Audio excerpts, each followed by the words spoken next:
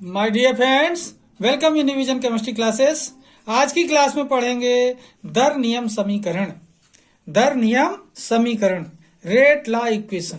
ये जो क्वेश्चन है केमिकल काइनेटिक वाले चैप्टर से है। दर नियम समीकरण, रासायनिक बलगतिकी का ये क्वेश्चन है।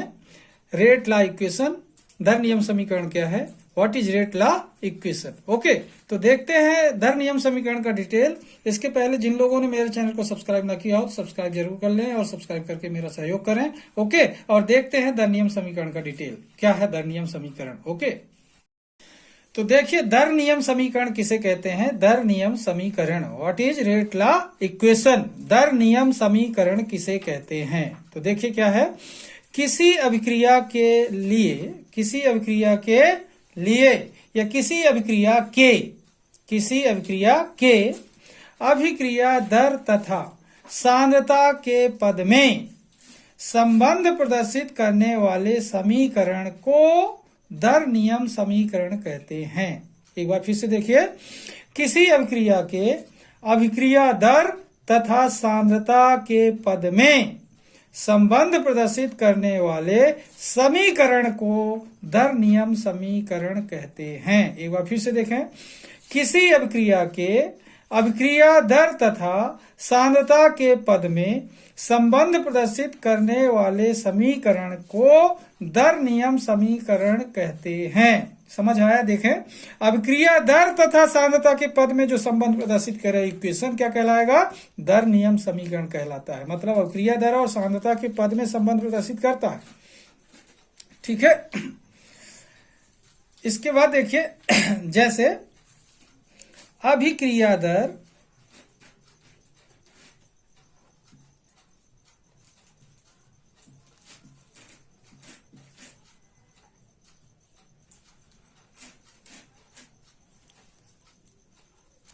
समानुपात सांद्रता,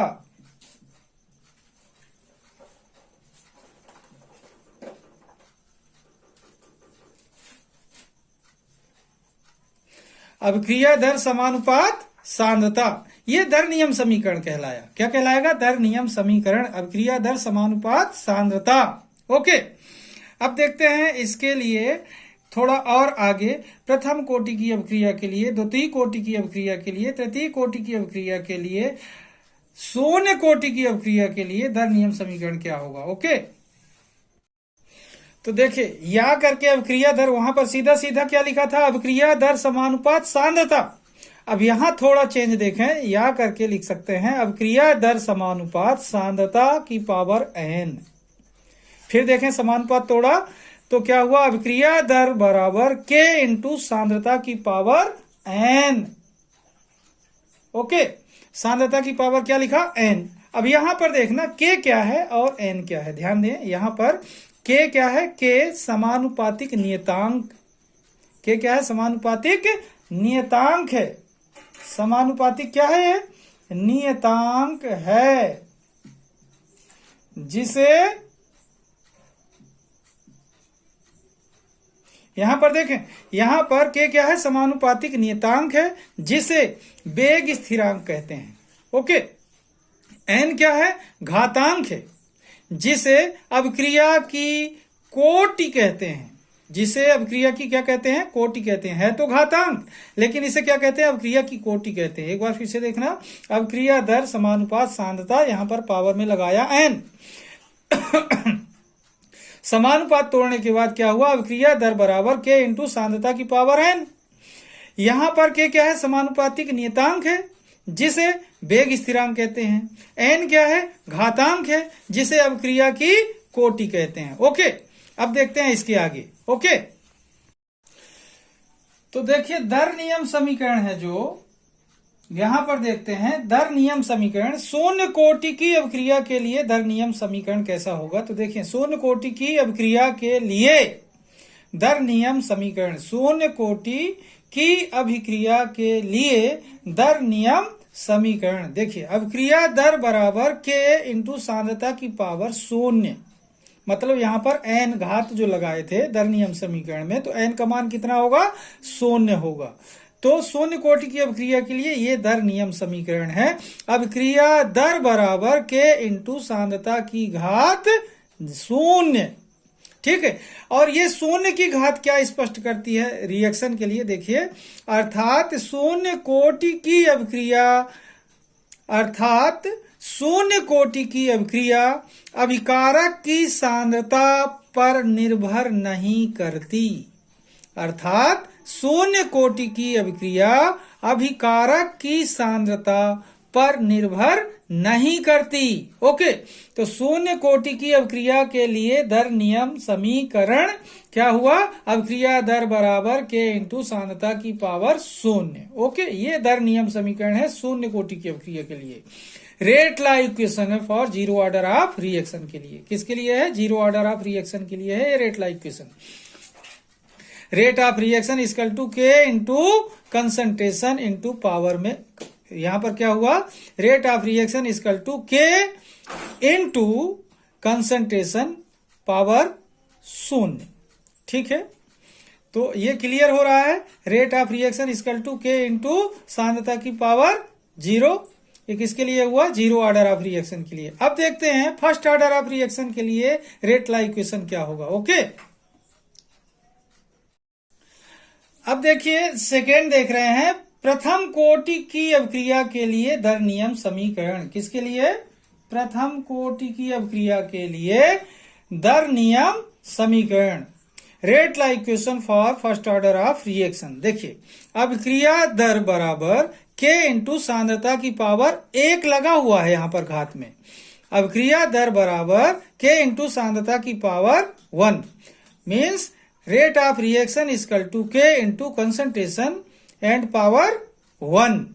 rate of reaction equal to K into concentration and power 1।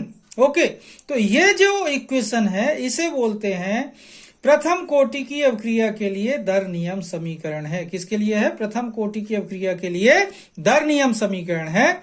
और यहां पर एक की घात फर्स्ट ऑर्डर ऑफ रिएक्शन के लिए, प्रथम कोटि की अभिक्रिया के लिए एक की घात होती है। ओके, इससे क्या पता चलता है, अर्थात प्रथम कोटि की अभिक्रिया, अर्थात प्रथम कोटि की अभिक्रिया अभिकारक की, यहां पर ध्यान देंगे, अभिकारक की प्रारंभिक सांद्रता पर निर्भर करती है। प्रथम कोटि की अभिक्रिया अभिकारक की प्रारंभिक सांद्रता पर निर्भर करती है। ओके, अब देखते हैं द्वितीय कोटि की अभिक्रिया के लिए दर नियम समीकरण। ओके, अब देखते हैं थर्ड पॉइंट, द्वितीय कोटि की अभिक्रिया के लिए दर नियम समीकरण। द्वितीय कोटि की अभिक्रिया के लिए दर नियम समीकरण। Rate law equation for second order of reaction. Rate law equation for second order of reaction. ठीक है, अब यहां पर देखें, अभिक्रिया दर बराबर के इंटू सांद्रता की power, second order of reaction है तो सांद्रता की पावर क्या होगी, 2। अभिक्रिया दर बराबर के इंटू सांद्रता की पावर कितनी होगी, 2। 2 क्यों, क्योंकि ये द्वितीय कोटि की अभिक्रिया के लिए है। 2 क्यों लिया, सेकेंड ऑर्डर ऑफ रिएक्शन के लिए रेट लॉ इक्वेशन लिखा गया है। तो यहां पर क्या पता चलता है, rate of reaction equal to K into concentration की पावर 2। इससे क्या पता चलता है 2 की पावर से, अर्थात द्वितीय कोटि की अभिक्रिया, अर्थात द्वितीय कोटि की अभिक्रिया अभिकारक की द्वितीयक सांद्रता पर निर्भर करती है। अर्थात द्वितीय कोटि की अभिक्रिया अभिकारक की द्वितीयक सांद्रता पर निर्भर करती है। ओके, अब देखते हैं थर्ड ऑर्डर ऑफ रिएक्शन के लिए रेट लॉ इक्वेशन। ओके, तो देखिए यहां पर देखते हैं पॉइंट नंबर 4। ओके, तृतीय कोटि की अभिक्रिया के लिए दर नियम समीकरण। तृतीय कोटि की अभिक्रिया के लिए दर नियम समीकरण देख रहे हैं। Rate law equation for third order of reaction. ठीक है, यहां पर देखिए, अभिक्रिया दर बराबर, अभिक्रिया दर बराबर के इंटू सांद्रता की पावर 3 क्यों लिया पावर, क्योंकि ये तृतीय कोटि की अभिक्रिया के लिए, थर्ड ऑर्डर ऑफ रिएक्शन के लिए दर नियम समीकरण है। ओके, तो क्या क्लियर हो रहा है, rate of reaction equal to K into concentration की power 3। Rate of reaction equal to K into concentration की पावर 3। अब क्रिया दर बराबर K इंटू सांद्रता की पावर 3। इससे क्या पता चलता है देखें, अर्थात तृतीय कोटि की अभिक्रिया अभिकारक की तृतीयक सांद्रता पर निर्भर करती है। अर्थात तृतीय कोटि की अभिक्रिया अभिकारक की तृतीयक सांद्रता पर निर्भर करती है। इस तरीके से देखा अपन ने कि दर नियम समीकरण क्या है। तो दर नियम समीकरण क्या है, जो समीकरण अभिक्रिया दर तथा सांद्रता में संबंध प्रदर्शित करता है, अभिक्रिया दर तथा सांद्रता में संबंध प्रदर्शित करता है, दर नियम समीकरण कहलाता है। ठीक है, इसमें क्या है, वेग स्थिरांक है जो समानुपातिक नियतांक के रूप में यूज करते हैं, और एन जो यूज किया था वो पावर है जो अभिक्रिया की कोटि ऑर्डर ऑफ रिएक्शन है। तो इसमें क्या पता चला कि जीरो ऑर्डर ऑफ रिएक्शन में 0 की power, first order of reaction में 1 की power, second order of reaction में 2 की power, third order of reaction में 3 की पावर लिखी हुई थी। तो ये पावर क्या पता करती है कि जो शून्य कोटि की अभिक्रिया है उसमें शून्य की पावर ये बताती है कि अभिक्रिया अभिकारक की सांद्रता पर निर्भर नहीं करती। 1 की पावर बताती है कि अभिक्रिया अभिकारक की प्रारंभिक सांद्रता पर निर्भर करती है। 2 की पावर बताती है कि अभिक्रिया अभिकारक की द्वितीयक सांद्रता पर निर्भर करती है, और 3 की पावर यह बताती है कि अभिक्रिया अभिकारक के तृतीयक सांद्रता पर निर्भर करती है। ओके, इस तरीके से अगर क्वेश्चन आपके सामने आता है कि दर नियम समीकरण लिखिए तो आप लिख सकते हैं। यह क्वेश्चन आता है शून्य कोटि की अभिक्रिया के लिए दर नियम समीकरण लिखिए, तो शून्य कोटि का के लिए दर नियम समीकरण लिख देंगे, बाकी छोड़ देंगे। अगर आता है प्रथम कोटि की अभिक्रिया के लिए दर नियम समीकरण लिखिए, तो प्रथम कोटि का के लिए दर नियम समीकरण लिख देंगे, बाकी सभी के लिए जो लिखा हुआ उसे छोड़ देंगे। और यदि तृतीय कोटि की अभिक्रिया के लिए आता है तो तृतीय कोटि वाला लिख देंगे, बाकी को लिखने की जरूरत नहीं है। तो जिस तरीके का क्वेश्चन आपके सामने आता है उस तरीके से आप आंसर को प्रस्तुत करेंगे। ओके, तो यहाँ पर आपने देखा दर नियम समीकरण किसे कहते हैं, what is rate law equation, right rate law equation for zero order of reaction और फर्स्ट ऑर्डर ऑफ रिएक्शन और सेकेंड ऑर्डर ऑफ रिएक्शन और थर्ड ऑर्डर ऑफ रिएक्शन। दर नियम समीकरण किसे कहते हैं क्वेश्चन होगा, प्रथम कोटि की अभिक्रिया के लिए दर नियम समीकरण लिखिए, द्वितीय कोटि की अभिक्रिया के लिए दर नियम समीकरण लिखिए, तृतीय कोटि की अभिक्रिया के लिए दर नियम समीकरण लिखिए, या फिर शून्य कोटि की अभिक्रिया के लिए दर नियम समीकरण लिखिए। इस तरीके से क्वेश्चन आपके सामने आ सकता है। ओके, अब मैं आज की क्लास को यहीं पर समाप्त करूंगा। जिन लोगों ने मेरे चैनल को सब्सक्राइब ना किया हो तो सब्सक्राइब कर लें और मेरा सहयोग करें। तब तक के लिए धन्यवाद। जय हिंद, जय भारत।